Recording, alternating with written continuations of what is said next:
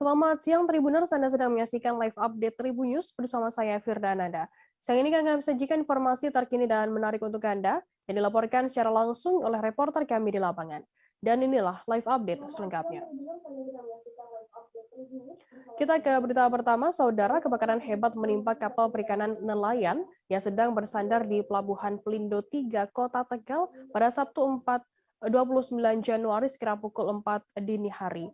Dari yang semula diperkirakan jumlahnya ada 9 kapal, data terbaru Polres Tegal Kota jumlahnya bertambah menjadi 13 kapal. Untuk mengetahui informasi lebih lengkapnya, saat ini kami sudah tersambung dengan jurnalis dari Tribun Jateng, ada Fajar Bahrudi di sana. Halo, Fajar. Ya, halo Firda. Fajar, bisa Anda informasikan bagaimana untuk kronologi belasan kapal nelayan di Tegal ini terbakar? Ya, Firda, terima kasih.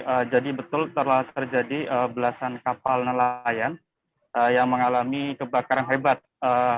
Saat ini sendiri lokasinya ada di Pelabuhan Pelindo 3, Tegal. Untuk kejadian kebakaran kapal ini, diketahui pertama pada pukul setengah 5 pagi atau 4.30 waktu Indonesia Barat. Nah, yang mengetahui pertama ini merupakan penjaga malam di Pelindo Tegal. Ada penjaga malam yang mengetahui dan dia melihat ada salah satu kapal, itu kapal cumi ya, kapal cumi itu mengalami gangguan listrik atau konsleting listrik ya. Dari konsleting listrik itu kemudian terjadi percikan api, dan karena pelabuhan Tegal ini kondisinya sangat padat dengan kapal nelayan, akhirnya api itu cepat membesar dan menjalar ke kapal-kapal yang lainnya. Dan kebetulan juga memang para nelayan ini sedang pada pulang karena kapal-kapal mereka harus mengurus perizinan. Dan berdasarkan info terbaru saat ini yang kami dapatkan dari Kapolres Tegal Kota, Bapak AKBP Rahmat Hidayat, bahwa jumlah kapal yang terbakar sudah mencapai 17 kapal. Itu data terbaru pukul 12 siang ini. Nah, sedangkan pada pukul 6 pagi ketika kami sampai ke lokasi, itu masih ada 9 kapal. Kemudian pada pukul 8 itu baru 13 kapal, dan saat ini sudah 17 kapal. Seperti itu, Firda. Ada 17 kapal yang saat ini terbakar begitu ya. Bagaimana untuk proses pemadaman berlangsung? Kabarnya saat ini juga masih belum padam api di sana. Ya, sampai saat ini proses pemadaman masih dilakukan oleh petugas pemadam kebakaran, lalu dibantu juga oleh personel polisi dan juga oleh personel TNI AL dan TNI Darat. Memang cukup lama ya, berarti jika hingga saat ini kurang lebih sudah hampir 8 jam, dan memang proses pemadaman ini cukup memakan waktu cukup lama karena kondisi pelabuhan yang padat. Tadi pun kami sempat menyaksikan bahwa masyarakat bersama personel gabungan itu melakukan upaya mengevakuasi agar kapal-kapal yang terbakar ini tidak sampai mengenai kapal yang masih utuh. Jadi cukup sulit ya. Jadi kapal ini diarahkan, diputar-putar agar tidak bertabrakan dengan kapal yang masih utuh. Dan dalam proses ini masyarakat pun awak kapal atau anak buah kapal ABK turut ikut serta untuk membantu petugas dalam pemadaman. Seperti itu, Firda. Fajar, untuk diperkirakan saat ini berapa kerugian yang terjadi yang ditimbulkan dalam kejadian kebakaran ini? Nah, untuk kerugian sendiri memang diperkirakan mencapai miliaran rupiah, bahkan diperkirakan mencapai puluhan miliar rupiah. Tadi kami sempat mewawancarai salah satu pemilik kapal, Bapak Tambari Gusa, mengatakan bahwa satu kapal ini harganya mungkin sekitar 5 miliar sampai 7 miliar. Maka jika kita hitung atau kita kalikan mungkin 80 miliar ke atas itu sampai seperti itu. Dan tidak hanya kerugian yang dialami oleh pemilik kapal, namun kerugian ini pun berdampak kepada para ABK kapal. Tentu saja akan banyak ABK yang akhirnya menganggur karena dalam satu kapal itu bisa berisi 20 sampai 25 ABK, maka sekitar 300 lebih ABK akan menganggur setelah kejadian ini, seperti itu Firda. Dan para pemilik kapal pun berharap dalam hal ini pemerintah pusat, karena pelabuhan ini sudah diambil alih oleh Kementerian Perikanan, para pemilik kapal berharap agar pelabuhan Tegal ini yang sudah over kapasitas atau kapasitasnya sudah tidak memadai untuk menampung kapal ini bisa segera dilakukan perluasan, dan mereka pun berharap agar kementerian membantu mereka dalam mempercepat dan mempermudah pengurus perizinan sehingga kapal-kapal ini tidak menumpuk di pelabuhan, seperti itu, Firda. Baik, terima kasih rekan jurnalis dari Tribun Jateng, Fajar Bahrudin Ahmad. Kami tunggu kembali laporan Anda selanjutnya mengenai update terkini mengenai kebakaran di Tegal. Baik, Tribuners, jurnalis kami tadi juga sudah menghimpun keterangan dari pemilik kapal Tambari Gustam dan juga AKBP Rahmat Hidayat, Kapolres Tegal Kota. Berikut liputannya untuk Anda. Jam berapa? Ini sekitar jam 4, Mbak. Sekitar jam 4. Iya, kami dikabari sebelum subuh. Kan masih kecil, tapi belum juga. Tapi karena posisinya begitu di sekitar, sehingga kami tidak bisa berbuat banyak juga, kami hanya bisa melihat kapal kami terbakar. Kemarin baru kejadian. Nah ini lagi, ya akibat karena penumpukan kapal itu yang tidak bisa dievakuasi. Nah banyak terjadi kejadian yang penumpukan akibat penumpukan, kemudian keterbatasan tenaga manusia, sehingga ya tapi ya sebagian, nah kita masih bisa bersyukur lah, karena bisa ada satu yang terselamatkan dengan masyarakat lain. Kami tarik bersama-sama dengan petugas ya sebisa mungkin ya, karena posisinya memang berhenti di kita. Susah untuk melakukan kapal apa saja? Kapal jaringan, kapal jaring tarik berkantong, jaringan kapal fishing. Kalau tiap kapal kerugiannya mencapai berapa, Pak? Waduh, nggak bisa dihitung ya. Ini kan punya miliaran, Mas. Sekali melaut nanti perbekalannya antara 5 sampai 10 sekitar 2 miliaran lah ya. Per kapal ya? Per kapal 2 miliar, plus minusnya 2 sampai 5 miliar, Pak. 2 sampai 5 miliar. Tengah jangkar ya. Kemudian kejadiannya tadi pagi pukul 4.30 ada satu kapal yang bermasalah listriknya, kemudian menimbulkan percikan api, kemudian terjadi kebakaran. Karena padatnya jumlah kapal yang ada di sini sehingga api cepat menyebar. Dan sampai saat ini terdata ada sekitar 13 kapal yang sudah terbakar. Upaya kita lakukan adalah kita melokalisir kapal-kapal yang ada yang telah terbakar untuk tidak menyebar ke kapal-kapal yang lain. Kesulitan kita karena memang lokasi yang sangat sempit, kolamnya sangat sempit, sedangkan jumlah kapal begitu banyak, ratusan, sangat padat sekali. Sehingga kita melakukan upaya ekstra, dan kita sudah didukung oleh pemadam kebakaran bukan hanya dari Tegal Kota, tetapi dari wilayah-wilayah sekitar seperti Tegal Kabupaten, dari Pemalang, dan dari Brebes sudah berupaya bersama-sama membantu kita untuk memadamkan api ini. Semua stakeholder yang terlibat di sini, kita tengah berupaya juga memastikan keselamatan warga menjadi prioritas. Karena lokasi yang sangat berdekatan juga dengan pemukiman, sehingga kita ingin memastikan lokasi ini dapat tetap kita jaga, tetap steril, tidak ada dampak yang muncul dari kebakaran ini. Sampai saat ini tidak ada korban jiwa, hanya ada luka ringan dari salah satu awak kapal yang tengah berusaha tadi memadamkan api. Cukup ya. Polisi bernama Aibda Christine Panjaitan yang merupakan penyidik unit PPA Polrestabes Medan diduga melakukan penganiayaan terhadap salah satu ASN kantor camat Medan Baru bernama Hesti Sitorus. Menurut pengakuan Aibda Christine, tidak ada melakukan penganiayaan terhadap Hesti di ruang penyidik PPA Polrestabes Medan. Namun memang benar sempat terjadi keributan di dalam ruangan PPA Polrestabes Medan saat Hesti mengantar dua terlapor kasus penganiayaan bernama Rosianti Ginting dan Purnama Rika Ginting. Informasi lebih lengkapnya akan disampaikan oleh rekan jurnalis kami dari Tribun Medan, ada Vian di sana. Halo Vian. Ya, halo rekan Firda. Ya. Vian, bisa Anda informasikan kapan kejadian keributan dan dugaan penganiayaan tersebut terjadi? Ya, baik rekan Firda dan juga para tribun di rumah. Ya, saya informasikan bahwasanya kejadian keributan yang terjadi di Polrestabes Medan terjadi pada hari Senin tanggal 24 Januari 2022. Saat itu Hesti, seorang ASN ini mendatangi Polrestabes Medan bersama 2 orang terlapor. Saat itu terjadi keributan antara penyidik dengan Hesti ini. Baik, begitu rekan kerja. Apa penyebab dari Aibda Christine Panjaitan ini dituding melakukan penganiayaan terhadap teman terlapor atas kasus penganiayaan? Ya, baik rekan Firda. Keterangan dari Aibda Christine ini, pada saat itu dia sedang melakukan pemeriksaan di dalam ruang penyidik. Namun tiba-tiba Hesti, seorang ASN ini datang bersama 2 orang terlapor, mendatangi dan langsung membuat keonaran di dalam ruangan penyidik tersebut.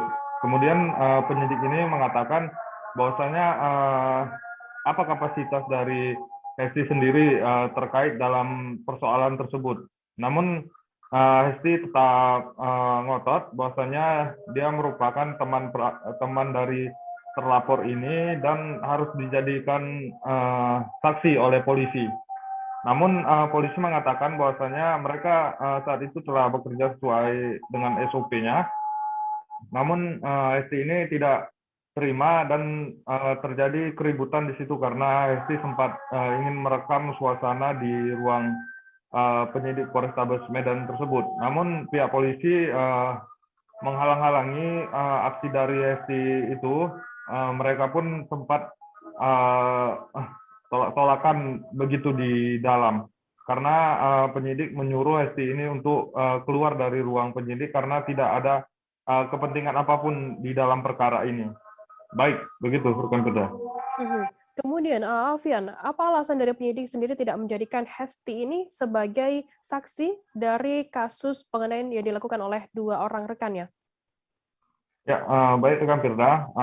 Dari keterangan polisi, alasan polisi tidak melibatkan Hesti ini sebagai saksi. Menurut keterangan dari korban penganiayaan tersebut yang membuat laporan, bahwasanya nama Hesti ini memang tidak ada di dalam BAP, sehingga polisi tidak memanggil Hesti ini sebagai saksi sejauh ini. Namun kata polisi, kalaupun memang dari terlapor ataupun pihak pelapor ada menyebutkan nama Hesti ini berada di TKP kejadian dan menyaksikan kejadian itu, polisi mengatakan akan kedepannya akan memanggil si Hesti ini sebagai saksi. Namun sejauh ini polisi katanya masih memeriksa saksi dari terlapor yang merupakan teman Hesti. Baik, begitu betul. Baik, terima kasih rekan jurnalis dari Tribun Medan, Alfian, atas laporan Anda. Dan tadi Tribuners, Fian juga sudah menghimpun keterangan dari Aibda Christine Panjaitan, penyidik unit PPA Polrestabes Medan. Berikut liputannya untuk Anda.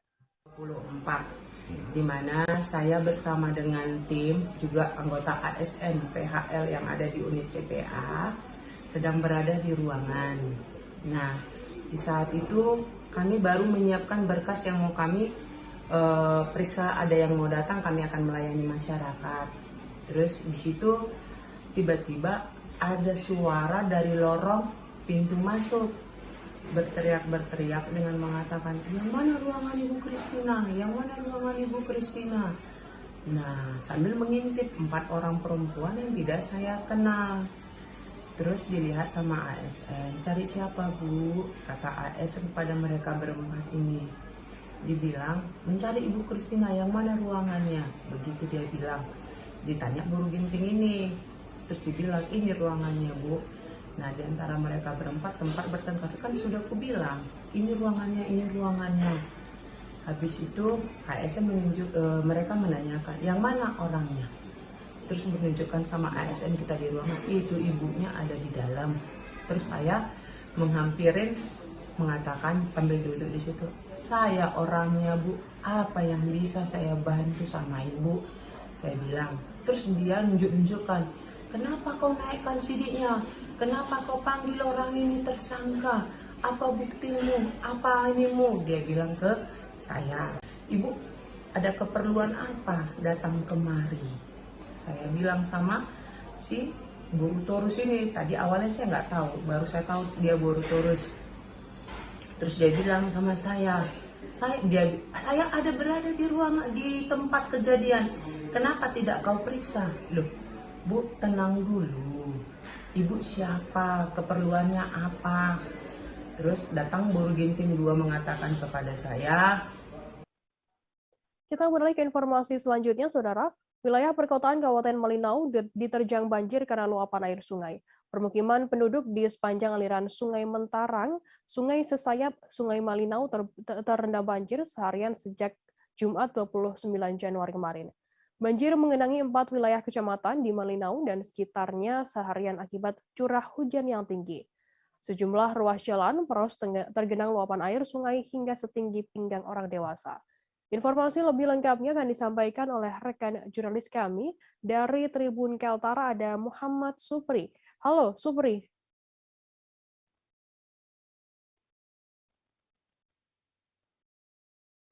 Halo rekan Firda.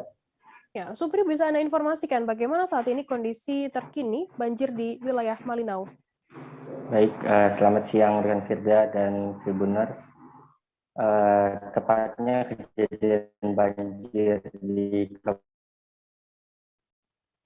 Kabupaten Malinau hari Jumat kemarin, tanggal 20, dan mencapai puncaknya pada malam hari tadi, dan dikabarkan pada pagi harinya sekitar pukul 9 itu mulai terjadi banjir di wilayah 4 wilayah sekitar wilayah perkotaan Kabupaten Malinau. Untuk kondisi terkini saat ini, luapan air sungai diperkirakan sudah mulai surut, dan tampak hasil pantauan kami di beberapa lokasi ada beberapa wilayah dan jalan poros yang memang sebelumnya tergenang banjir sejak malam tadi tampak mulai surut. Di antaranya ada di jalan poros Malinau, Kabupaten Malinau menuju ke Kecamatan Malinau Barat, tampak wilayah tersebut mulai surut luapan air dari sungai mulai surut.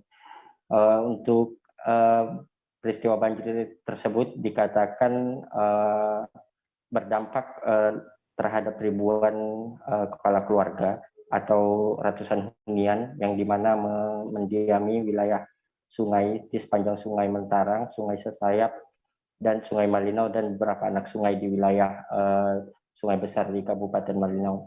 Untuk saat ini perkiraan pada saat siang hari ini mulai tampak ketinggian air mulai surut, di mana sebelumnya jalan-jalan poros yang malam tadi tergenang hingga setinggi pinggang orang dewasa atau setinggi lutut orang dewasa mulai susut dan dapat dilalui kendaraan bermotor. Sebelumnya beberapa akses jalan menuju jalan poros di Kabupaten Malinau sempat tergenang sehingga pengendara sepeda motor atau pengendara roda 4 tidak dapat melalui wilayah tersebut dan terpaksa mengambil jalur alternatif yang lain. Puncak banjir diperkirakan sampai pada tengah malam tadi hingga pergantian hari pada dini hari tadi, dan menurut keterangan dari Badan Penanggulangan Bencana Daerah dan tim relawan penanggulangan bencana di Kabupaten Malinau mulai surut sekira pukul 4 pagi tadi, Firda. Supri, untuk bagaimana saat ini untuk langkah pemerintah daerah sendiri untuk menyikapi banjir bencana di Malinau?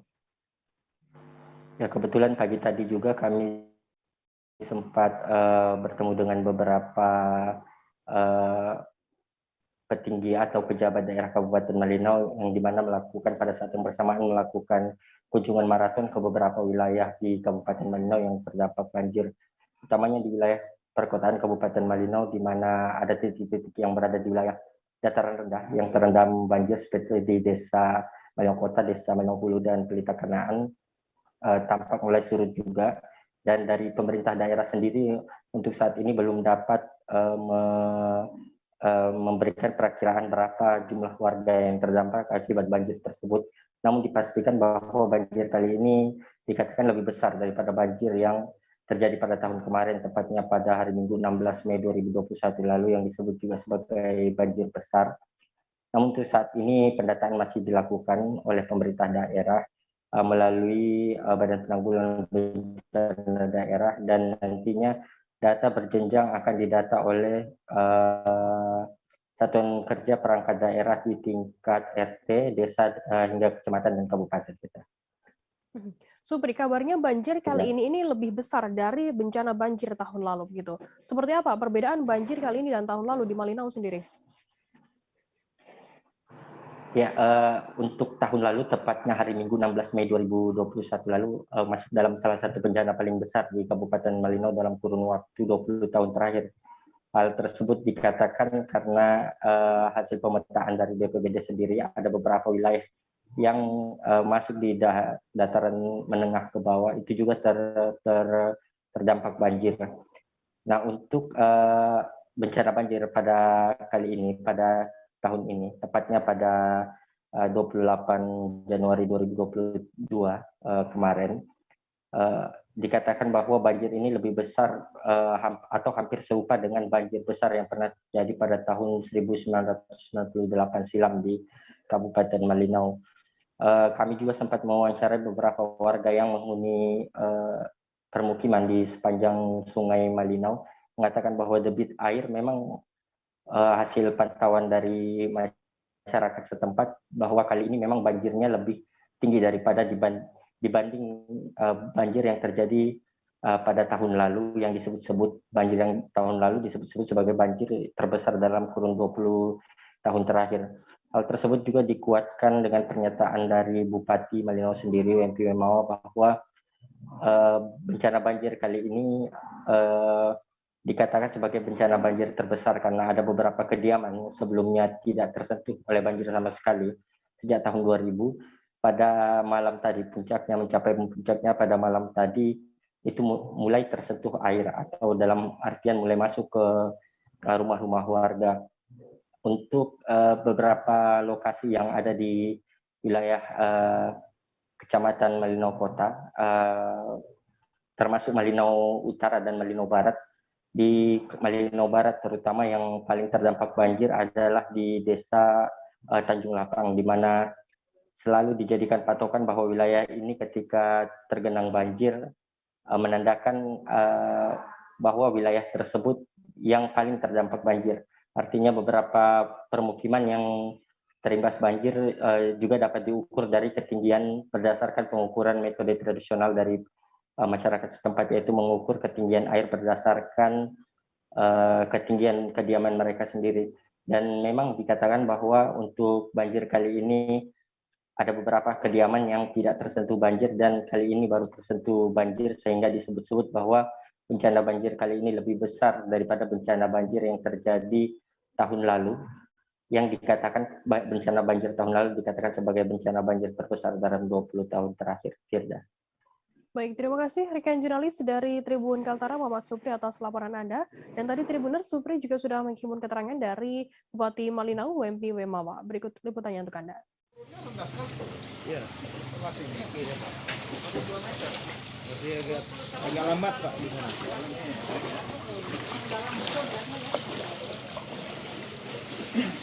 Ini dalam kedua setelah 89. 98 ayo. 98 lebih besar lagi. Saya bangun rumah itu, rumah saya itu 2000 itu belum pernah banjir sebesar itu. Ya. Nah, waktu itu masih saya baru nikah, itu banjir besar itu di rumah. Banjir Pak ya. Nah, Sempat digotong. di rumah ini. Dan itu 98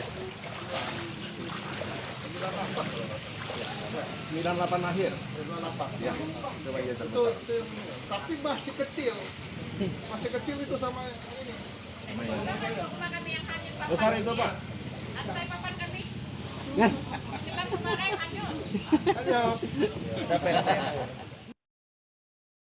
Jenazah Grace Karundeng, warga Kabupaten Minahasa Utara, Provinsi Sulawesi Utara yang meninggal dunia di Kanada akhirnya tiba di rumah duka Air Madidi, Minahasa Utara pada Jumat 28 Januari.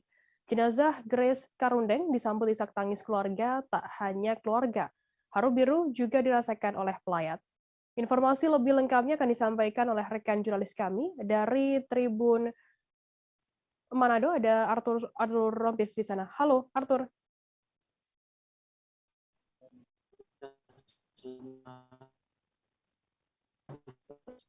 Halo rekan Arthur. Selamat siang, Firda.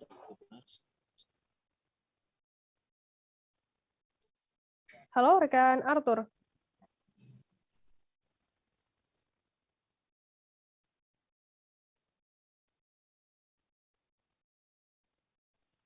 Ya, selamat siang, Firda.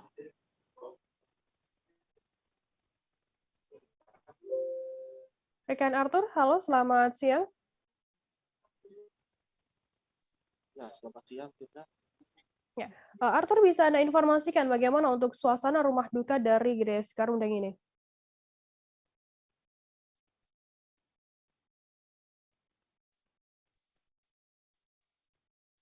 Halo, rekan Arthur.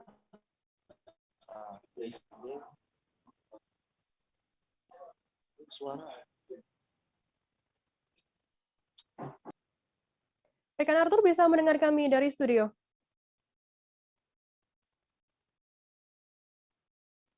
Rekan Arthur bisa mendengar kami dari studio. Kami belum terdengar jelas suara Anda dari sana. Mungkin bisa didekatkan kembali mic.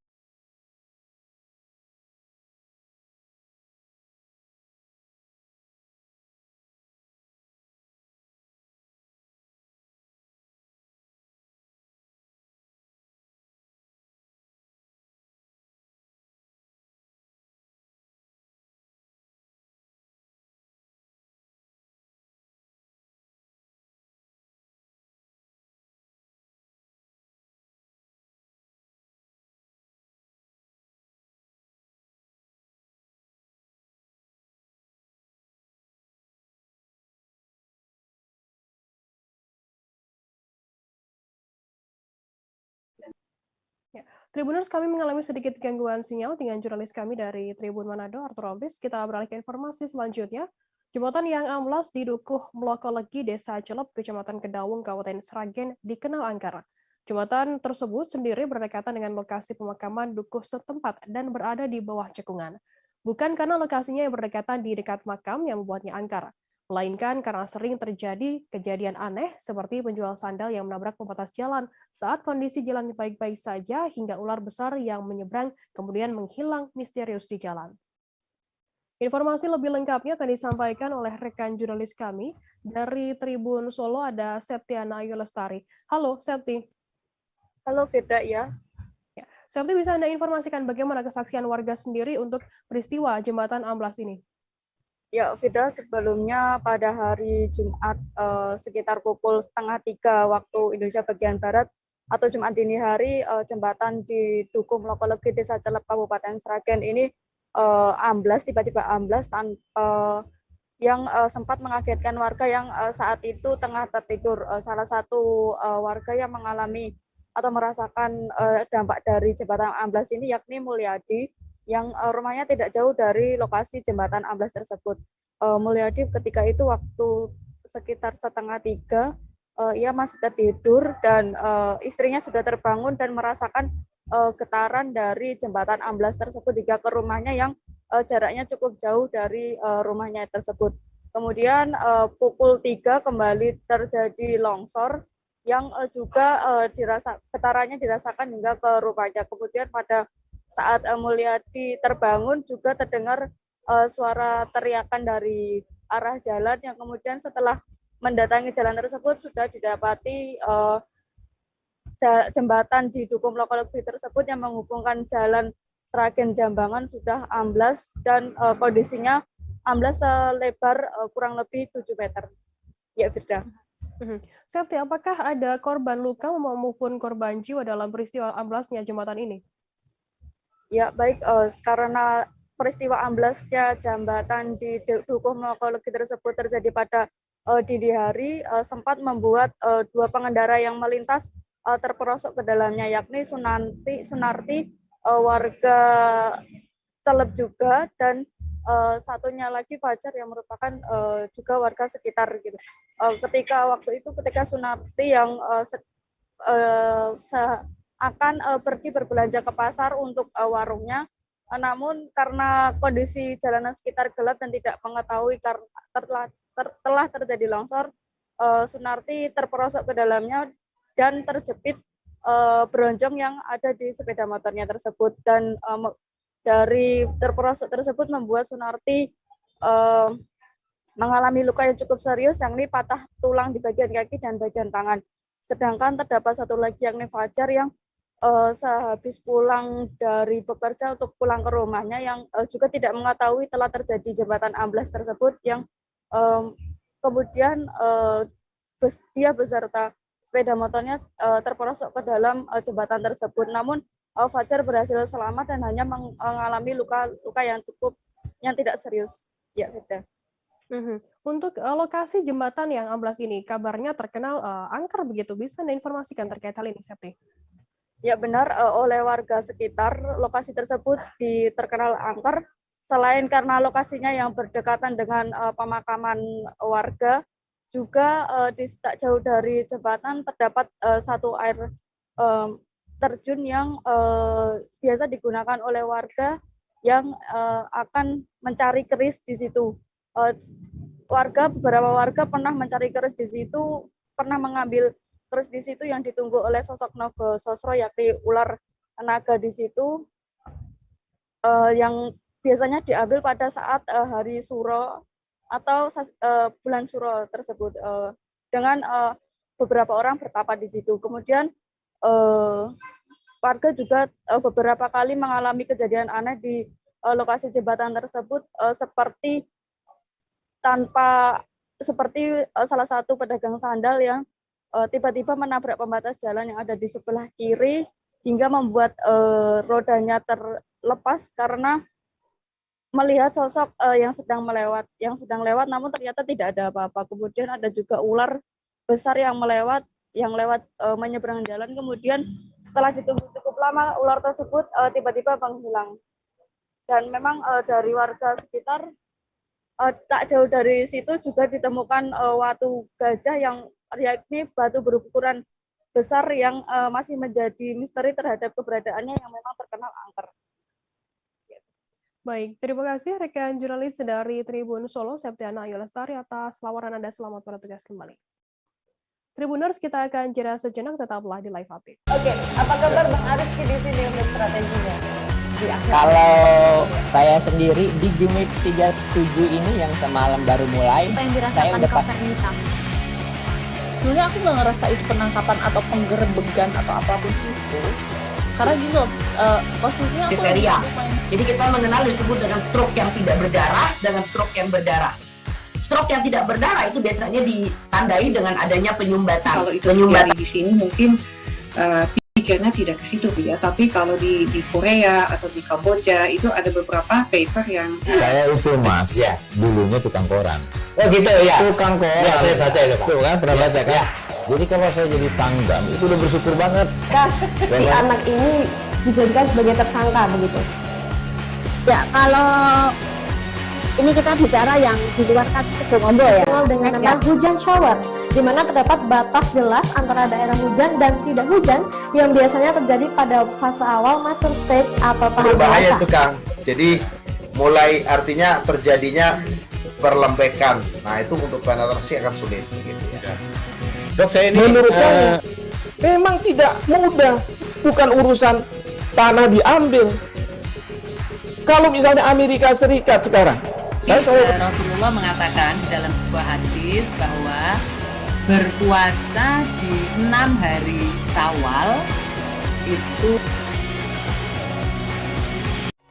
berawal dari bagian barat Indonesia. Kami datang sebagai sahabat, membawa beragam kisah dari sudut pandang setiap daerah untuk menjadi mata lokal menjangkau Indonesia. Oke, apa kabar Bang Arif di sini untuk strateginya? Kalau saya sendiri di Jumit 37 ini yang semalam baru mulai, saya udah pasti. Sebenarnya aku nggak ngerasa itu penangkapan atau penggerebegan atau apapun itu, karena gini loh, posisinya aku kriteria. Jadi kita mengenal disebut dengan stroke yang tidak berdarah dengan stroke yang berdarah. Stroke yang tidak berdarah itu biasanya ditandai dengan adanya penyumbatan. Kalau itu terjadi di sini mungkin pikirnya tidak ke situ kali ya, tapi kalau di Korea atau di Kamboja itu ada beberapa paper yang saya itu mas, ya, dulunya tukang koran. Oh gitu ya. Tukang koran. Ya, saya baca itu Pak. Tuh kan, pernah baca kan? Ya. Jadi kalau saya jadi Pangdam itu udah bersyukur banget. Si anak ini dijadikan sebagai tersangka begitu. Ya, kalau ini kita bicara yang di luar kasus Bongombo ya. Dikenal dengan nama hujan shower, di mana terdapat batas jelas antara. Terima kasih Anda masih bersama kami di Live Update. Kita beralih ke informasi selanjutnya, Saudara. Panglima TNI Jenderal Andika Perkasa tiba di Bandara Moses Kilangin, Timika, Papua pada Kamis 27 Januari sekitar pukul 7 malam waktu Indonesia Timur. Kedatangan Panglima TNI ini pasca adanya kontak tembak KKP dan TNI di Distrik Gome, Kabupaten Puncak yang mengakibatkan 3 prajurit tewas. Informasi lebih lengkapnya akan disampaikan oleh rekan jurnalis kami dari Tribun Papua, ada Marcelinus di sana. Halo, Marcel. Baik, selamat sore rekan Firda. Marcel, bisa Anda informasikan apa saja agenda Panglima TNI Jenderal Andika Perkasa saat berkunjung di Timika, Papua? Baik, rekan Firda dan Tribuners, dapat saya informasikan bahwa terkait kunjungan Panglima TNI Jenderal Andika Perkasa di Kabupaten Mimika, adapun agenda sebagai berikut, yaitu melakukan pertemuan dengan para pejabat tinggi TNI di wilayah Provinsi Papua.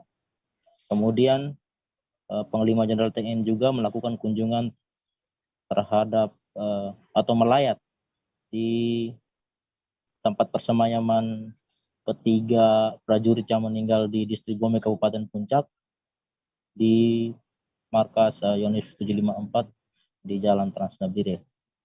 Adapun kegiatan-kegiatan lain yaitu membahas bagaimana solusi ke depan untuk menanggapi masalah yang terjadi selama beberapa pekan terakhir khususnya di Papua. Begitu rekan Firda. Marcel, apa sikap dari TNI sendiri terkait kejadian yang menewaskan 3 prajurit TNI ini? Baik rekan Firda dan Tribuners, untuk kejadian saat ini memang adapun solusi-solusi yang perlu menjadi tanggapan, dan memang sesuai pernyataan Panglima TNI Jenderal Andika kemarin di Hotel Rimba Papua mengatakan bahwa perbuatan-perbuatan pelaku atau oknum masyarakat yang tidak bertanggung jawab ini mereka akan membalasnya, atau polisi atau tentara terus mengejar, dan sudah dikantongi nama-nama para pemberontak ini. Begitu rekan Firda. Pasca adanya kejadian kontak tembak yang menewaskan 3 prajurit di sana, apakah nantinya juga ada penambahan pasukan di wilayah Papua sendiri, Marcel? Baik rekan Firda dan Tribunas, untuk sesuai pernyataan penambahan pasukan di wilayah Papua yang disampaikan oleh Panglima TNI Jenderal Andika Perkasa kemarin sore kepada awak media bahwa tidak ada penambahan personil dari satuan TNI. Namun personil yang ada yang bertugas di Papua saat ini itulah yang digunakan. Namun personil-personil ini akan mendekatkan diri lebih humanis, seperti melakukan komunikasi sosial atau komsos, dan lebih banyak melakukan kegiatan-kegiatan yang sifatnya humanis. Jadi dengan kejadian ini dapat saya tambahkan bahwa tentunya TNI tidak tinggal diam, dan memang saat ini baru saja tadi pagi Panglima berangkat menuju ke Jakarta setelah Panglima tiba hari Kamis sekitar jam 9 malam ya. Terus baru berangkat tadi pagi itu benar. Kemudian untuk langkah-langkah selanjutnya terkait penanganan konflik di Papua, ia mengatakan tetap akan bekerja keras dan terus mendukung segala program kegiatan baik dari Kodim dan jajaran untuk melakukan tindakan-tindakan ataupun pendekatan secara humanis kepada warga masyarakat yang ada di setiap pos yang sudah ditempati oleh TNI. Begitu rekan Firda. Baik, terima kasih rekan jurnalis dari Tribun Papua, Marcelinus, atas laporan Anda. Dan tadi Tribuners, Marcel juga sudah menghimpun keterangan dari Panglima TNI Andika Perkasa. Berikut liputannya untuk Anda. Kami semua melakukan tugas rutin dan Justru pada saat kami bertugas itulah diserang. Nah, jadi terus terang mereka-mereka yang memilih cara-cara yang sangat bertentangan dengan nilai-nilai kemanusiaan, mau tidak mau harus membayar, dalam hal harus mempertanggungjawabkan perbuatannya. Kami sudah memiliki beberapa nama dari pengumpulan informasi dan intelijen.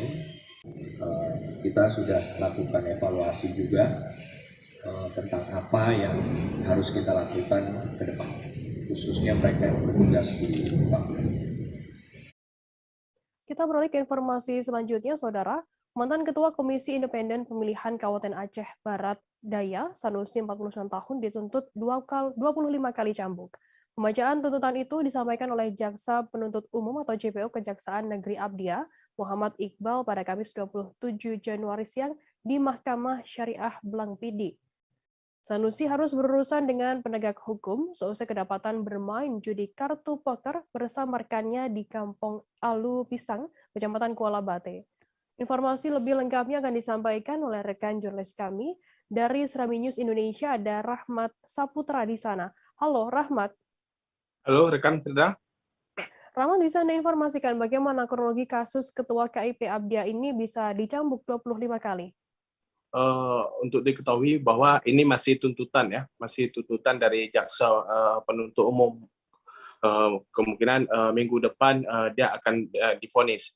Namun untuk diketahui bahwa kasus Ketua KIP ini terjadi sejak 9 September 2021 lalu, yang mana dia bersama dengan 9 rekannya itu kedapatan bermain judi.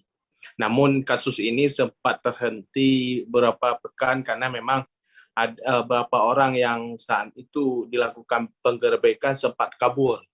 Namun setelah beberapa hari kejadian, 2 orang yang ikut serta waktu itu menyerahkan diri, termasuk Ketua KIP. Awalnya dia sempat kabur juga karena memang dia sempat ketinggalan handphone, sehingga itu menjadi dasar beliau dinyatakan sebagai tersangka dan ikut serta dalam kasus perjudian ini.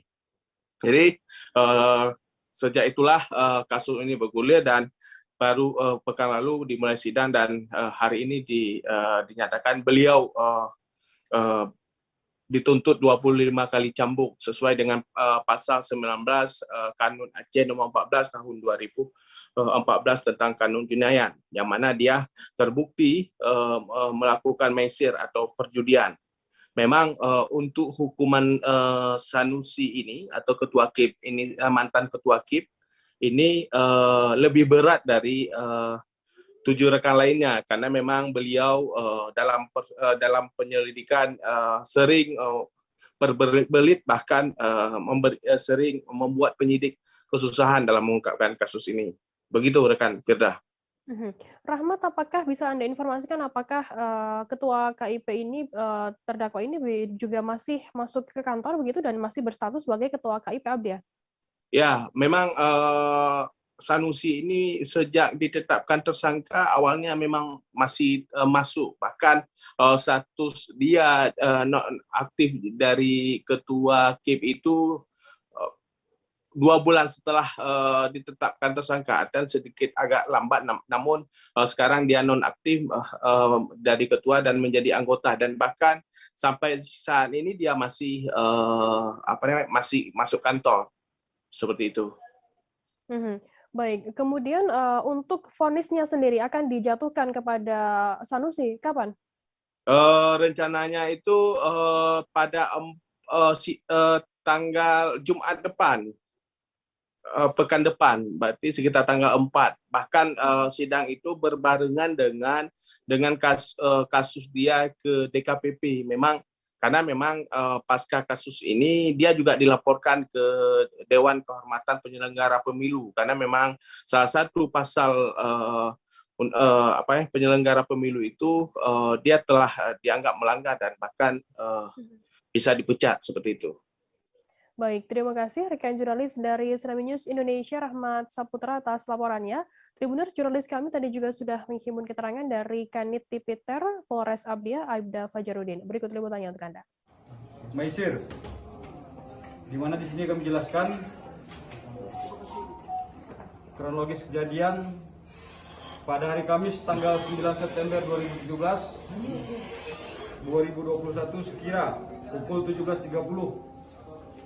Berdasarkan informasi dari masyarakat, diperoleh bahwasanya ada beberapa orang melakukan perbuatan tindak pidana maisir di dalam kebun sawit, tepatnya di Desa Lupisang, Kecamatan Kuala Bate, Kabupaten Aceh Barat Daya.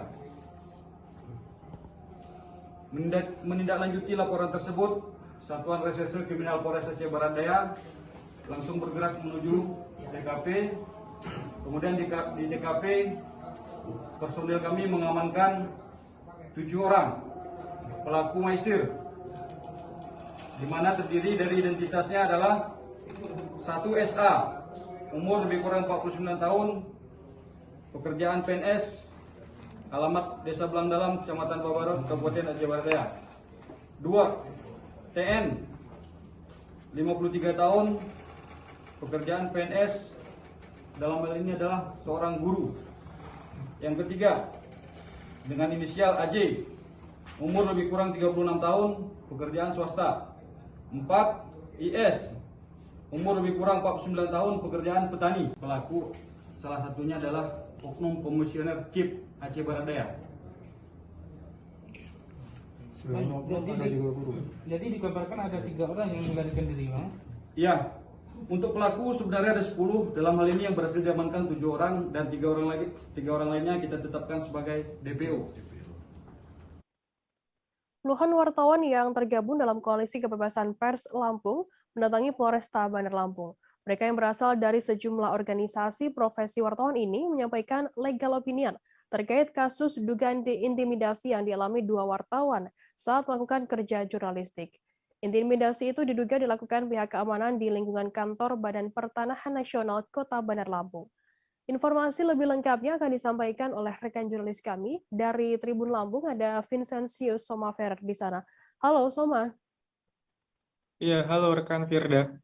Ya, Soma, bisa Anda informasikan seperti apa kronologi kekerasan berupa intimidasi yang diduga dialami oleh 2 jurnalis di Lampung ini? Iya, berdasarkan keterangan yang kita himpun, kejadian diterimanya intimidasi oleh 2 orang wartawan daerah di Bandar Lampung itu terjadi pada Senin kemarin, tepatnya di 24 Januari. Kala itu, 2 wartawan yang sedang melakukan tugas jurnalistik di kantor BPN mendapatkan intimidasi terkait larangan untuk meliput, di mana saat itu peristiwa yang sedang ia liput merupakan sebuah aksi dari kelompok masyarakat yang mempertanyakan terkait penerbitan sertifikat tanah yang tak kunjung selesai dari tahun 2017 lalu. Saat itu, kedua oknum petugas keamanan, dalam artian ini adalah Satpam, memergoki mereka berdua, kemudian merampas alat rekam, baik itu handphone maupun handycam kala itu, dan dimintai untuk dihapus atas dasar privasi kelembagaan. Seperti itu sih kronologinya. Mas Soma, kemudian seperti apa sikap atau langkah dari 2 jurnalis yang diduga mengalami kekerasan saat meliput ini? Iya, atas dasar penerimaan intimidasi tersebut, 2 wartawan yang dimaksud kemudian 1 hari setelahnya melaporkan kepada Polresta Kota Bandar Lampung untuk segera ditangani secara hukum atas proses intimidasi tersebut. Karena berdasarkan pengakuan wartawan yang terlibat, selain proses intimidasi, terdapat pula kerusakan alat rekam dari salah satu dari mereka kala itu karena proses perampasan. Nah, atas dasar laporan tersebut, organisasi profesi wartawan juga mendukung sikap yang sudah dilaksanakan oleh wartawan yang terintimidasi dan melayangkan proses legal opinion tersebut yang seperti dinarasikan tadi. Proses legal opinion tersebut diajukan supaya proses intimidasi dan kekerasan terhadap wartawan diusut tuntas. Baik, Soba, kemudian apa respons dari pihak Polresta Bandar Lampung sendiri mengenai adanya 2 wartawan yang diduga dianiaya ini? Iya, Polresta Kota Bandar Lampung dalam hal ini melalui Kanit Reskrim mensupport atas legal opinion yang disampaikan oleh rekan-rekan wartawan, dan pihak kepolisian berjanji akan mengurus kasus intimidasi tersebut secara profesional berdasarkan barang bukti, saksi, dan kejadian-kejadian yang sebenarnya. Seperti itu, rekan Firda. Baik, terima kasih rekan jurnalis dari Tribun Lampung, Vincencio Somaferra, atas laporan Anda. Selamat bertugas kembali. Kita beralih ke informasi selanjutnya, Saudara. Pemerintah Kabupaten Sigi menerima sejumlah laporan masyarakat di hunian tetap atau Huntap POM BW terkait ketidaklayakan hunian tersebut. Hunian tetap tersebut bertempat di Desa POM BW, Kecamatan Sigi, Biromaru, Kabupaten Sigi, Sulawesi Tengah. Wakil Bupati Sigi Samuel Yansen Pongi bersama Kadis PU, Kaban PBPD, dan Camat Sigi Biromaru langsung bergegas meninjau Huntap POM BW. Informasi lebih lengkapnya akan disampaikan oleh rekan jurnalis kami dari Tribun Palu. Ada Muhammad Salam di sana. Halo, Salam. Halo rekan Firda. Ya, Salam, bisa Anda informasikan tujuan utama dari peninjauan Wakil Bupati Sigi ke Huntap POM BW apa? Baik, terima kasih rekan Firda dan Tribuners sekalian. Benar sekali, Wakil Bupati Sigi Samuel Yansen Pongi meninjau lokasi pembangunan Huntap di Desa POM BW. Samuel pun didampingi Kadis PU, Kaban BPBD, dan Camat Sigi Biromaru. Hal itu dilakukan untuk gerak cepat menyelesaikan permasalahan di Huntap POM BW. Dalam peninjauan tersebut, Wakil Bupati Samuel Yansen Pongi juga melihat secara langsung di mana saja lokasi pembangunan rumah ibadah, pasar, sekolah, puskesmas, maupun tempat UMKM. Samuel mengatakan dalam waktu dekat pihak pengembang dan konsultan pembangunan Huntap POM BW akan segera mengukur luas untuk rumah ibadah. Kemudian juga mantan Kadis Koperasi dan UMKM Sigi itu menyebutkan untuk pembangunan rumah ibadah di lokasi hunian tetap POM BW itu tidak masuk dalam perencanaan disebabkan Bank Dunia hanya memasukkan pembangunan Huntap dalam perencanaannya. Jadi dari penjelasan pihak pengembang dan konsultan untuk pembangunan rumah ibadah ini tidak masuk dalam perencanaan dari Bank Dunia, ujar Samuel, rekan Firda. Kemudian ada laporan warga terkait Huntap POM BW ini hewan ternak yang berkeliaran di kawasan Huntap tersebut. Bagaimana tanggapan dari Pemkab Sigi sendiri menyikapi hal ini? Baik, Wakil Bupati Sigi mengungkapkan persoalan hewan ternak di Huntap POM BW bakal segera diselesaikan. Menurutnya ada beberapa masyarakat penghuni Huntap yang beternak di sisi selatan dan sudah dikandangkan. Dia menjelaskan akan memerintahkan Satpol PP Kabupaten Sigi untuk menindaklanjuti hewan ternak dari luar lokasi Huntap yang masuk ke dalam kawasan Huntap POM BW tersebut. Kami juga akan koordinasi dengan Satpol PP manakala ada hewan ternak dari wilayah luar Huntap masuk ke lokasi Huntap, itu akan segera ditindaklanjuti, jelas Samuel, rekan Firda. Kemudian saat peninjauan di sana begitu, Wabub juga berkeliling ke Huntap-Huntap milik PUPR ini dan menemukan ada sejumlah bangunan yang rusak. Bagaimana respon dari Wabub sendiri melihat hal ini? Baik, benar Wakil Bupati Sigi Samuel melihat sejumlah bangunan yang rusak adalah Huntap milik Kementerian PUPR sendiri. Lokasinya itu berada di bagian utara kawasan Huntap POM BW. Salah satu bangunan milik PUPR di Blok K nomor 18 tidak layak huni. Pasalnya, dinding sebelah kiri bangunan tersebut berlubang. Selain itu, bagian pondasinya juga mengalami patah. Sehingga kondisi bangunan Huntap itu harus dibongkar kembali sebelum diserah terimakan kepada masyarakat. Wakil Bupati Sigi pun mengungkapkan akan melakukan koordinasi dengan pihak pengembang dan Kementerian PUPR terkait sejumlah unit bangunan Huntap yang mengalami kerusakan. Laporan masyarakat itu ditindaklanjuti dan yang jelas konstruksinya itu miring. Seharusnya kan posisi bangunan harus lurus, ungkap Wakil Bupati kepada Kadis PU Sigi. Intinya akan ditindaklanjuti semua laporan masyarakat ini. Kemudian tambah Samuel, mantan Kadis Koperasi UMKM itu memerintahkan Dinas Pekerjaan Umum Kabupaten Sigi untuk segera mengecek dan berkoordinasi dengan pihak Kementerian PUPR. Sementara itu Kadis PU yang juga ikut dalam rombongan Wakil Bupati Sigi mengatakan pihaknya selalu melakukan koordinasi dengan Kementerian PUPR. Mantan Sekdis PU Sigi itu menyebutkan kantor tim pendamping Kementerian PUPR Sigi itu juga berada di satu lokasi dalam hunian tetap POM BW itu. Hal itu untuk memudahkan mereka dalam pemantauan dan pengawasan Huntap sendiri, rekan Firda. Baik, terima kasih rekan jurnalis dari Tribun Palu, Muhammad Salam, atas laporan Anda. Dan tadi Tribuners Salam juga sudah menghimpun keterangan dari Samuel Yansen Pongi, Wakil Bupati Sigi. Berikut liputannya untuk Anda. Tapi ada beberapa tuntutan masyarakat yang tidak boleh kita anggap sepele, kita harus segera juga tindak lanjuti. Kalau persoalan air menurut saya sudah mau tuntas ya, karena kita sudah mau peresmian ini. Begitu juga listrik yang menjadi tanggung jawab pengembang, dan ada yang menjadi tanggung jawab pemerintah yang dari jalan ke sini, tapi tidak banyak. Itu nanti masuk dalam pengusulan. Tapi ada yang paling penting dan menurut masyarakat tadi itu butuh secepatnya informasi, yaitu lahan untuk rumah ibadah, masjid maupun gereja. Dan hari ini kita, terima kasih Pak Konsultan sudah menunjukkan inilah nanti lokasi kawasan masjid. Silakan diputar. Ya, ini nanti kawasan masjid. Kemudian di seberangnya sana itu kawasan gereja. Tinggal ukurannya. Jadi hari ini saya sampaikan dalam waktu dekat pihak konsultan akan segera mengukur, sehingga berharap untuk rumah ibadah ini, kalau memang masyarakat sudah merasa perlu, maka tentu ada partisipasi atau swadaya masyarakat nanti untuk rumah ibadah, masjid maupun gereja. Kita tahu bersama dalam waktu dekat kita akan memasuki bulan suci Ramadan, sehingga doakan kami pemerintah Irwan Samuel akan dapat dengan baik dan mengatur dengan baik segala sesuatu. Termasuk kalau akhirnya masyarakat mau swadaya dulu, ya, karena belum masuk dalam perencanaan, karena sudah mau memasuki bulan suci Ramadan. Tentu kami atas nama pribadi nanti kita sama pemerintah bisa berpartisipasi, termasuk masyarakat pengembang di sini, ya. Kira-kira itu dulu. Karena memang bulan suci Ramadan tidak lama lagi. Dan masyarakat Pumbewe sudah tinggal di sini 815 kepala keluarga, ya. Dari 972 yang rumah siap sudah ada 815.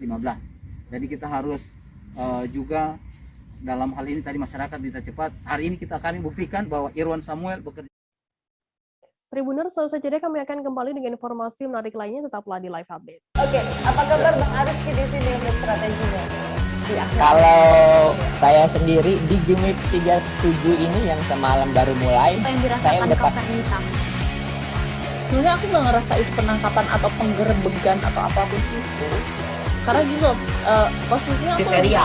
Jadi kita mengenal disebut dengan stroke yang tidak berdarah dengan stroke yang berdarah. Stroke yang tidak berdarah itu biasanya ditandai dengan adanya penyumbatan. Kalau itu terjadi di sini mungkin pikirnya tidak ke situ kali ya, tapi kalau di Korea atau di Kamboja itu ada beberapa paper yang saya itu Mas, ya, dulunya tukang koran. Oh gitu ya, Tukang koran. Ya, saya baca itu Pak. Tuh kan, pernah baca kan? Ya. Jadi kalau saya jadi pangdam itu udah bersyukur banget. Si anak ini dijadikan sebagai tersangka begitu. Ya, kalau ini kita bicara yang di luar kasus Sebongombo ya. Dengan nama hujan shower, di mana terdapat batas jelas antara daerah hujan dan tidak hujan yang biasanya terjadi pada fase awal mature stage atau tahap bahaya dewasa. itu Kang. Jadi mulai artinya terjadinya perlembekan. Nah itu untuk penetrasi akan sulit. Gitu ya. Dok, saya ini menurut saya memang tidak mudah, bukan urusan tanah diambil. Kalau misalnya Amerika Serikat sekarang, Rasulullah mengatakan dalam sebuah hadis bahwa berpuasa di 6 hari Syawal itu berawal dari bagian barat Indonesia. Kami datang sebagai sahabat, membawa beragam kisah dari sudut pandang setiap daerah untuk menjadi mata lokal menjangkau Indonesia. Oke, apa kabar Bang Ariski di sini untuk strateginya? Kalau saya sendiri di Jumit 37 ini yang semalam baru mulai, saya udah sebenarnya aku nggak ngerasa itu penangkapan atau penggerebegan atau apapun itu. Terima kasih Anda masih bersama kami di Live Update. Kita beralih ke informasi selanjutnya, Saudara. Jenazah Grace Karundeng, warga Kabupaten Minahasa Utara, Provinsi Sulawesi Utara, yang meninggal dunia di Kanada akhirnya tiba di rumah duka Air Madi di Minahasa Utara pada Jumat 28 Januari. Jenazah Grace Karundeng disambut isak tangis keluarga.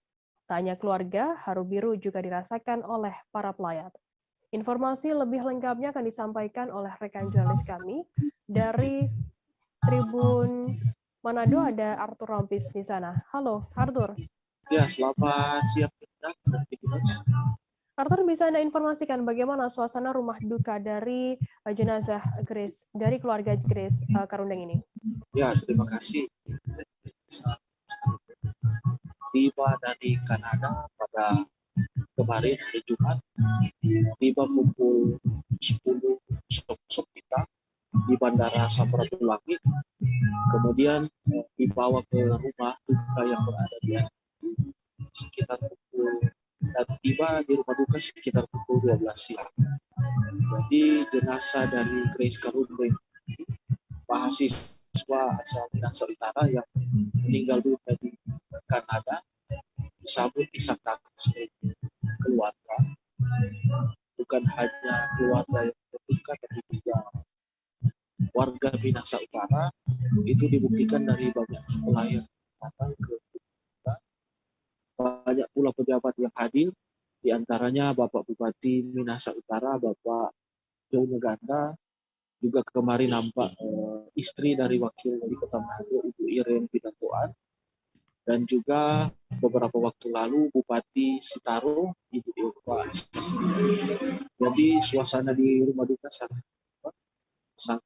penuh dengan rasa iba, sangat menyedih, penuh dengan suasana kesedihan, dan para pelayat terus saja berdatangan untuk menghibur keluarga dan memberi kekuatan kepada demikian.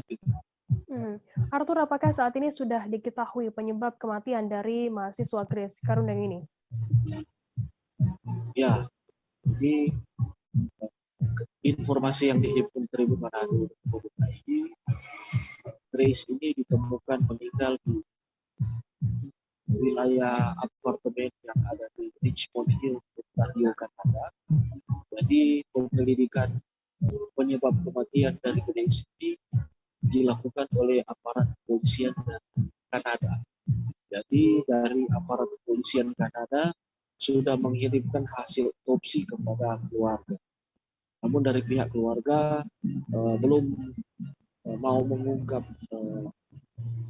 apa penyebab dari kematian anak mereka. Jadi dari Ibu Grace, yaitu Ibu Tessie Karundeng Sanchez, hanya menyatakan bahwa keluarga sudah ikhlas dengan penyebab kematian Grace Karundeng. Kemudian dari ayah Grace juga menyatakan bahwa putrinya tidak mengalami sakit apa-apa, hanya dia masih enggan untuk mengungkap penyebab kematian Grace. Demikian.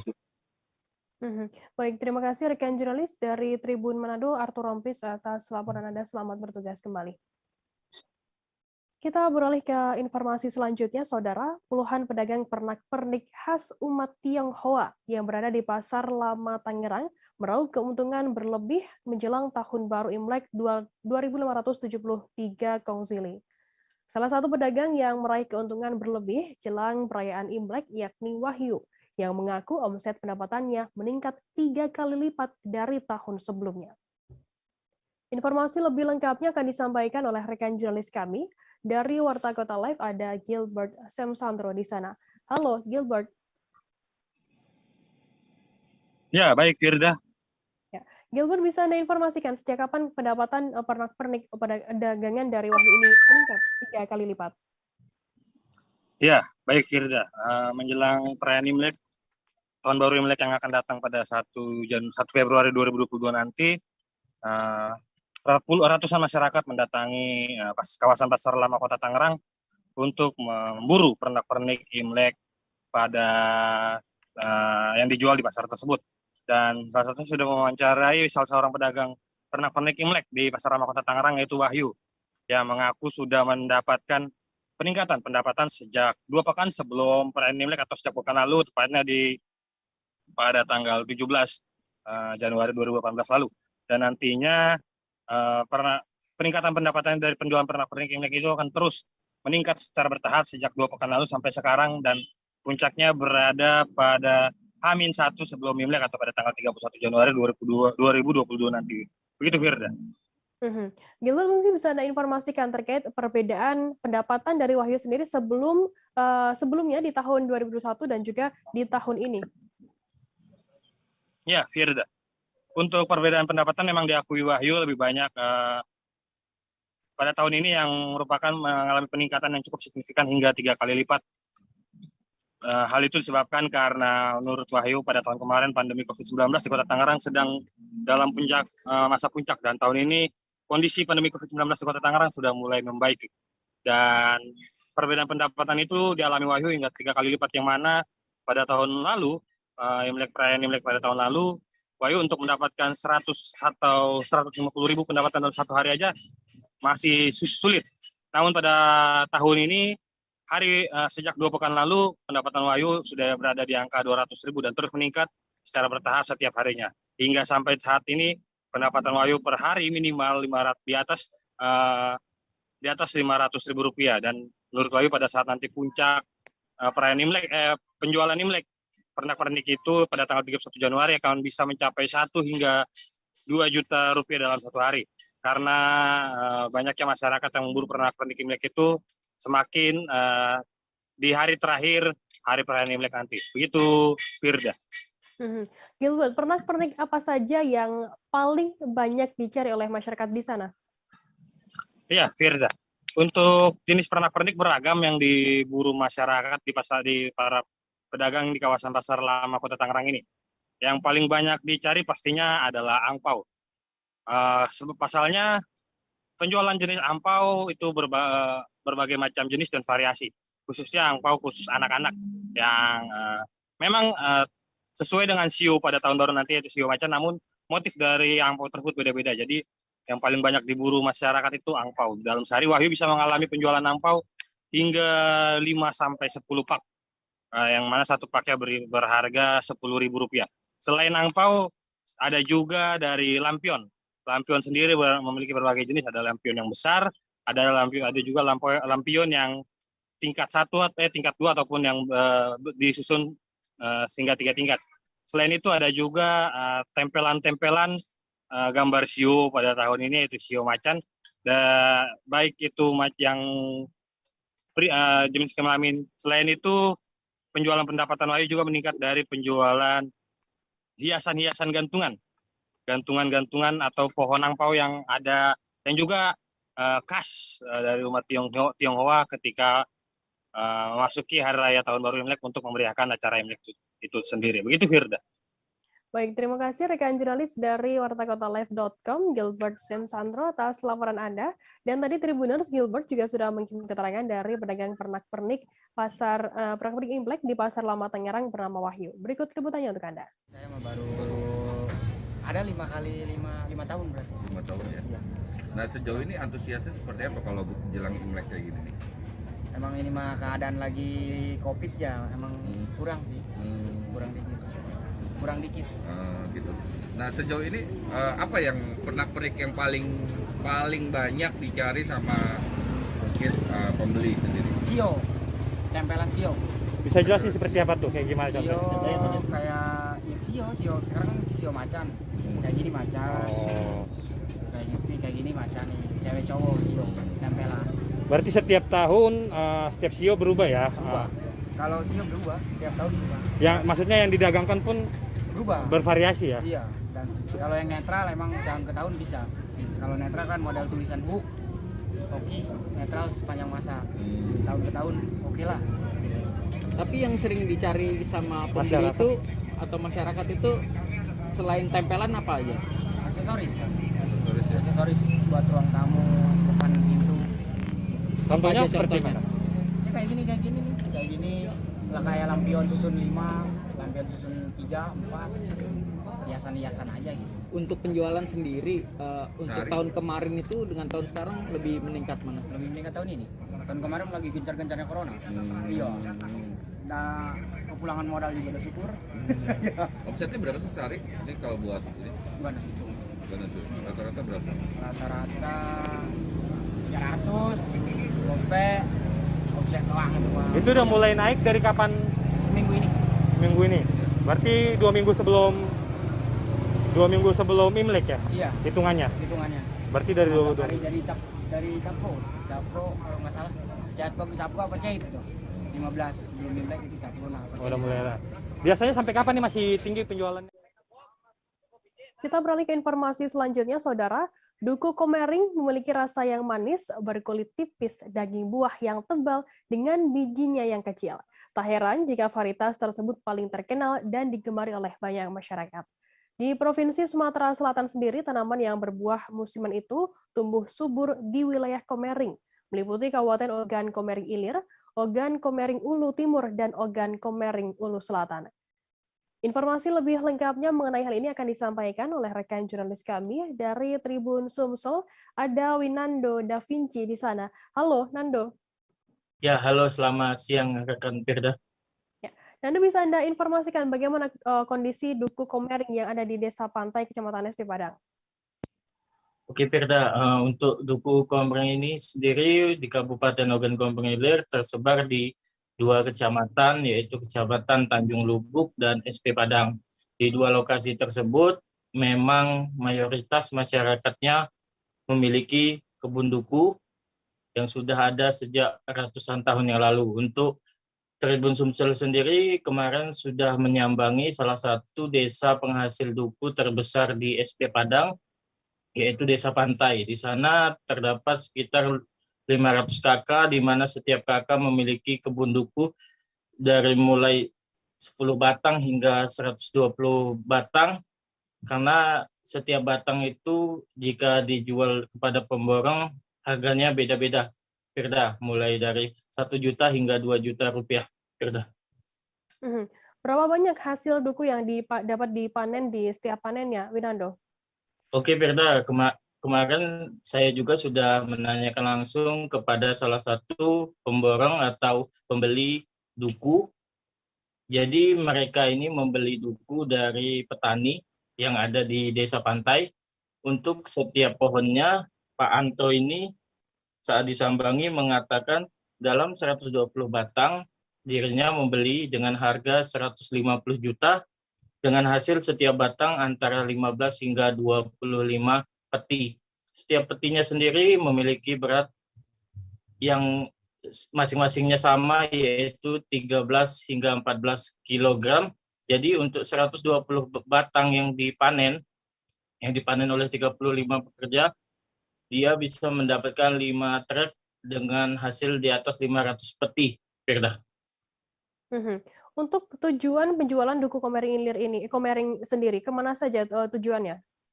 Oke, Firda, untuk harga jualnya sendiri untuk 1 peti, jika dijual di daerah sini atau di Palembang khususnya, yaitu harga jualnya 150.000 per peti. Namun, jika dijual langsung atau dibawa langsung ke Jawa seperti Jogja dan Semarang, harga jualnya bisa di atas 200.000, Firda. Jadi untuk penjualan sendiri rata-rata selain ke Palembang untuk hasil yang biasa, untuk hasil duku yang ukuran kecil, namun untuk ukuran besar atau super itu dikirim langsung ke Jawa, yaitu antara lain Jogja dan Semarang, Firda.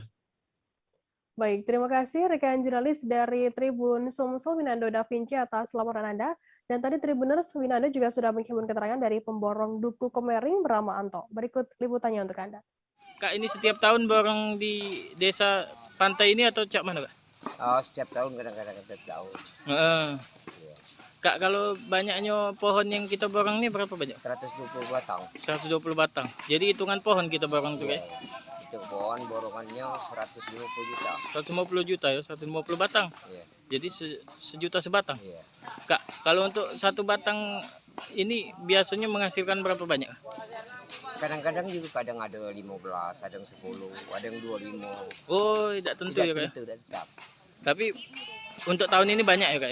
Insya Allah banyak. Insya Allah banyak ya, Kak? Kak, kalau misal dalam 1 batang 10 peti. 1 peti berapa kilo, Kak? 1 peti 13,8. 13,8. Harga jual kita? Harga jual 150. 150. Ke mana ini, Kak, kita jual? Langsung ke bos. Di mana? Di Kijang. Oh, Kijang. Tidak langsung ke Jawa, tidak? Jawa juga, ini langsung ke Jawa. Oh, langsung ke Jawa ya, Kak? Jadi kalau misal 120 batang ini berapa truk lah, Kak? Gitu tahu? Sekitar 5 truk. 5 truk ya, Kak ya? Kak, kalau keuntungan dewe, Kak, macam mana, Kak? Selama kita borong ini, Kak? Nengok keadaan juga, nengok hasilnya. Oh. Kalau 1 kali lipat bisa ya, Kak ya? Bisa. Oh, bisa ya, Kak ya? Oke. Kak, katanya belakangan ini harga duku naik lagi ya, Kak? Iya, 150. 150. Tadinya, Kak? Tadinya 110. 110. Berapa hari yang lalu lah itu? Seminggu yang lewat. Seminggu yang lewat 110. Ini udah naik lagi ya, Kak ya? Udah naik lagi. Oke. Sudah barangnya sudah nak habis. Oh. Permintaan masih banyak, Kak? Masih banyak permintaan. Kak, kalau misal 105 borongan kita tuh termasuk karyawan ini, Kak? Iya. Dalam sehari habis, Kak? 120 batang. Tidak habis. Tidak. 4 hari. Panennya ya? Panennya. Oh. Oke. Kak, katanya 2 tahun yang lalu katanya. Ratusan peserta mengikuti lomba perahu chess di Sungai Barito, Marabahan, Kabupaten Barito Kuala pada Sabtu 29 Januari. Adu kecepatan perahu kecil dengan mesin penggerak ini digelar dalam rangka memeriahkan Hari Jadi Kabupaten Barito Kuala ke-62. Total ada 117 peserta dari berbagai kabupaten di Kalimantan Selatan berlomba menaklukkan lintasan sepanjang 1.500 meter. Informasi lebih lengkapnya akan disampaikan oleh rekan jurnalis kami dari Banjarmasin Pos. Ada Tabri di sana. Halo Tabri. Iya, halo Firda. Tabri, bisa Anda informasikan bagaimana antusiasme peserta dan penonton dengan adanya ajang ini? Oke, Firda, dapat disampaikan bahwasanya hari ini Pemkab Barito Kuala melalui Disporbudpar setempat menggelar perlombaan balap perahu chess atau perahu kecil dengan menggunakan penggerak mesin. Jadi ada sekitar 117 peserta yang ikut berpartisipasi. Mereka ini berasal dari berbagai kabupaten yang ada di Kalimantan Selatan. Yang terutama ada di Kabupaten Barito Kuala, kemudian Tapin, HST, HSS, dan juga sejumlah peserta dari Kecamatan Alalak.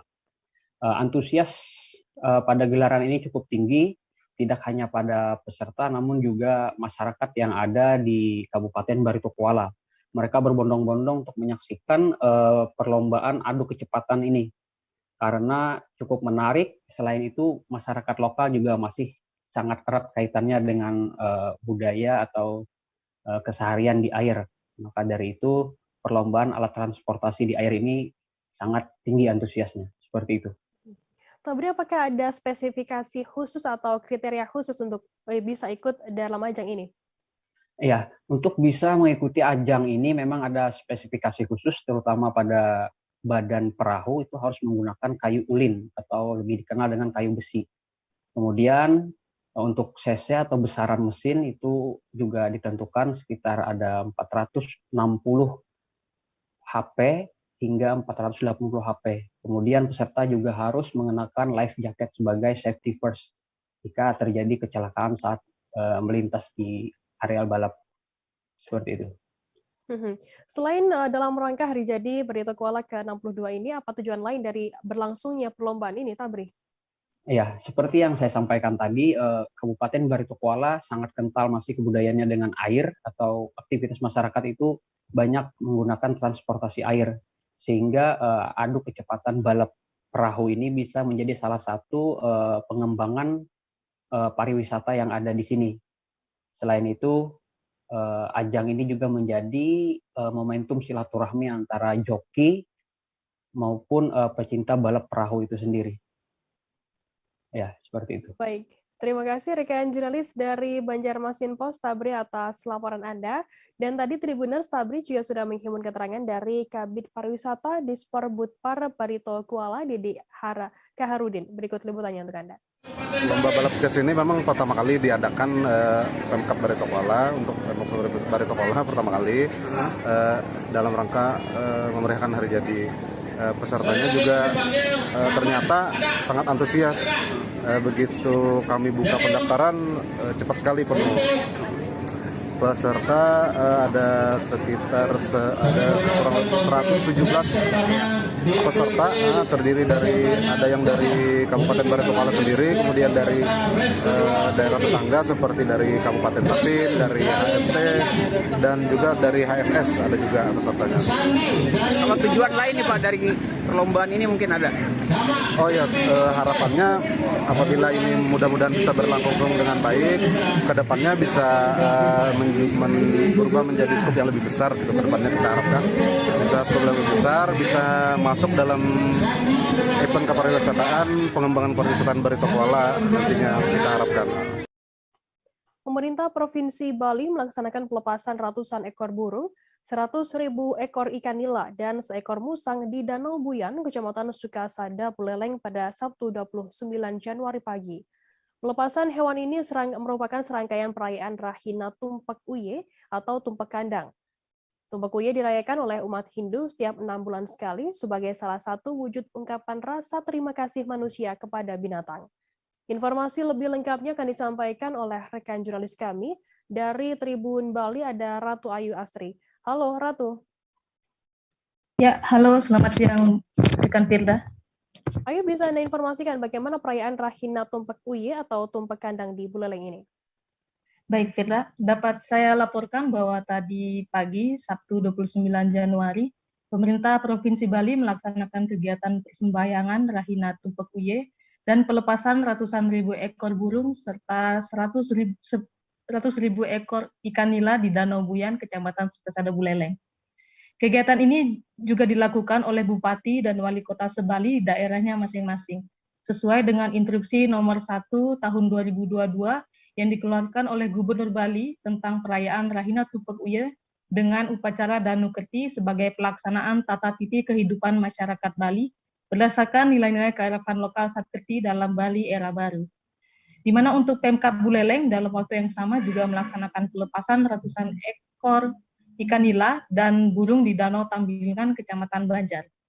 Bupati juga telah menugaskan seluruh SKPD yang ada di lingkup Pemkab Buleleng untuk melaksanakan perayaan Rahina Tumpak Uye ini dengan melepas binatang di perkantoran atau lingkungan masing-masing.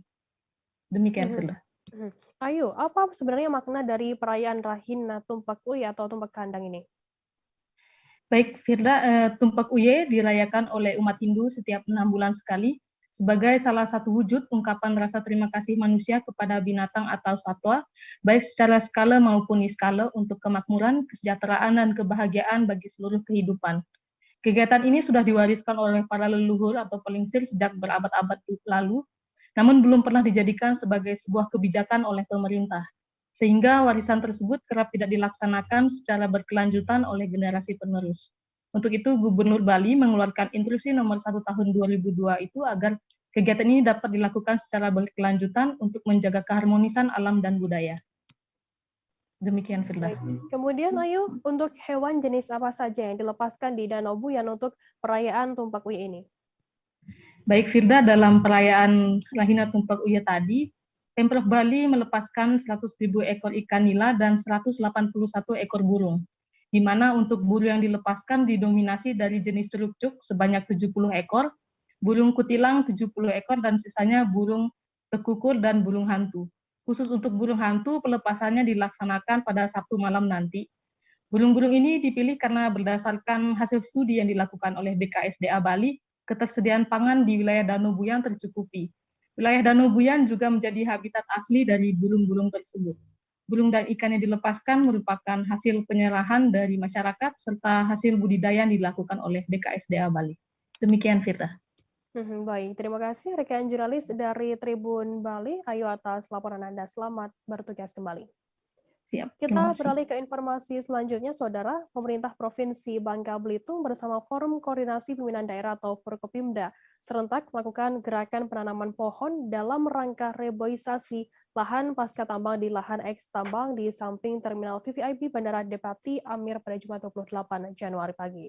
Gubernur Bangka Belitung Erzaldi Rosman mengatakan, kegiatan penanaman dilakukan atas inisiatifnya bersama dengan antara Kapolda dengan dirinya untuk peduli terhadap lingkungan bekas tambang ilegal. Informasi lebih lengkapnya akan disampaikan oleh rekan jurnalis kami dari Bangka Pos, ada Riki Pratama. Halo Riki.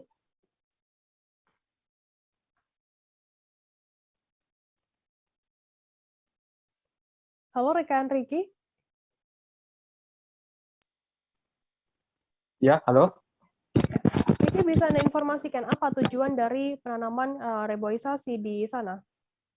Ya, baik, Gubernur Provinsi Bangka Belitung Erzaldi Rosman bersama dengan Forum Koordinasi Pembinaan Daerah di Bangka Belitung melakukan reboisasi atau penanaman kembali bibit pohon sebanyak 1.500 bibit. Ini tujuan penanaman ini untuk menghijaukan kembali lahan bekas tambang timah yang berada di dekat Bandara Depati Amir, Kota Pangkal Pinang. Kita ketahui bahwa aktivitas tambang yang sering marak terjadi di Bangka Belitung ini seringkali merusak lingkungan sehingga wilayah daerah yang dekat dengan fasilitas umum sangat dijaga dari aktivitas tambang ilegal, sehingga pemerintah daerah bersama dengan unsur TNI Polri dan pihak swasta dan instansi lainnya berusaha untuk menanami kembali pohon-pohon yang telah ditambang dengan ilegal oleh para penambang liar. Begitu, Firda. Total ada berapa jumlah bibit dan lahan yang ditanami oleh pihak di sana?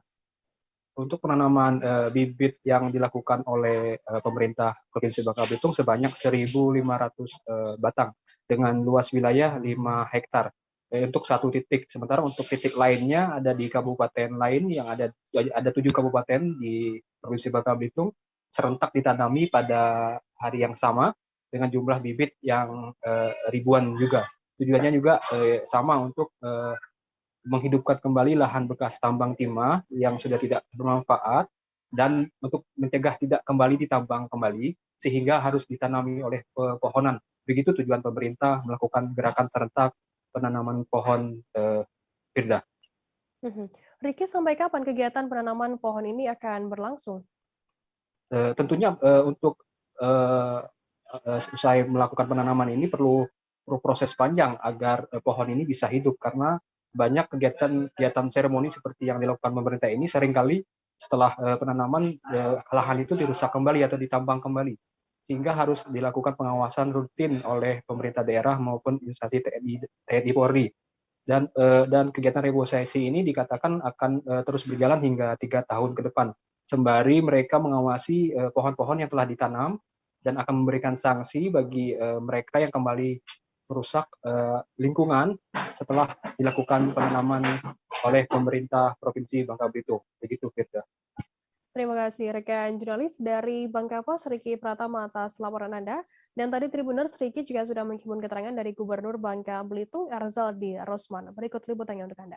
Ini adalah inisiasi kita bersama, berawal dari berhubung via telepon sebagai bentuk rasa melampiaskan keprihatinan kita, di mana kita sangat banyak melihat lingkungan-lingkungan kita yang rusak akibat penambangan yang secara ilegal, dan ini salah satu bentuk daripada kita bagaimana kita melestarikan lingkungan kita dan kita menjaga lingkungan kita ini, memperbaiki daripada lahan-lahan kita yang rusak karena pertambangan. Tim Reserse Kriminal Polres Serang Kota sepakat melanjutkan proses penyidikan dalam kasus pemerkosaan gadis difabel di Kota Serang, Banten. Hal itu dibenarkan oleh Kasat Reskrim Polres Serang Kota KP David Adi Kusuma. Diketahui bahwa penyidikan awal terhadap kasus pemerkosaan gadis difabel telah dihentikan oleh Polres Serang Kota dan menimbulkan reaksi dari publik. Informasi lebih lengkapnya akan disampaikan oleh rekan jurnalis kami dari Tribun Banten, ada Milda Niati di sana. Halo, Milda. Halo rekan Firda dan Tribuners ya. Milda, bisa Anda informasikan bagaimana pantauan Anda saat di lokasi saat gelar perkara khusus di Polres kemarin digelar?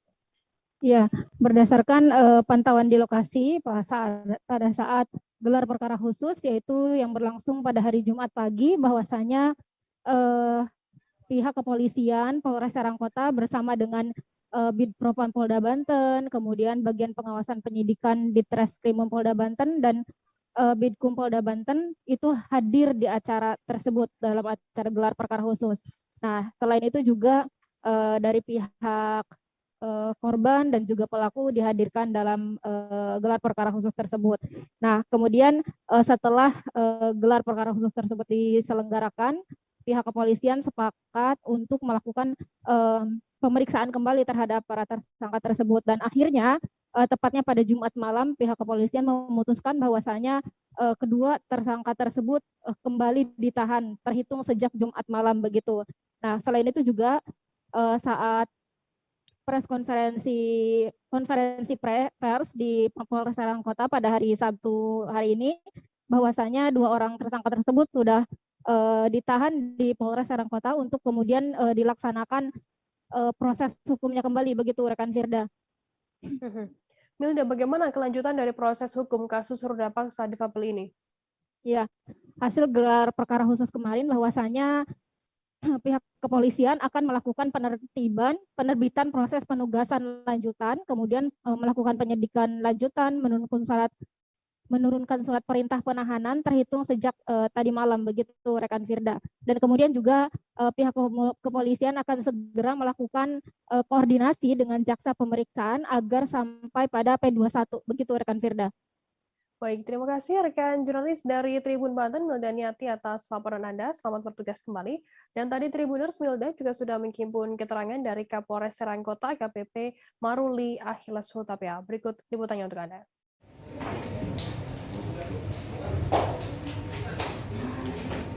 Ayo. Assalamualaikum teman-teman.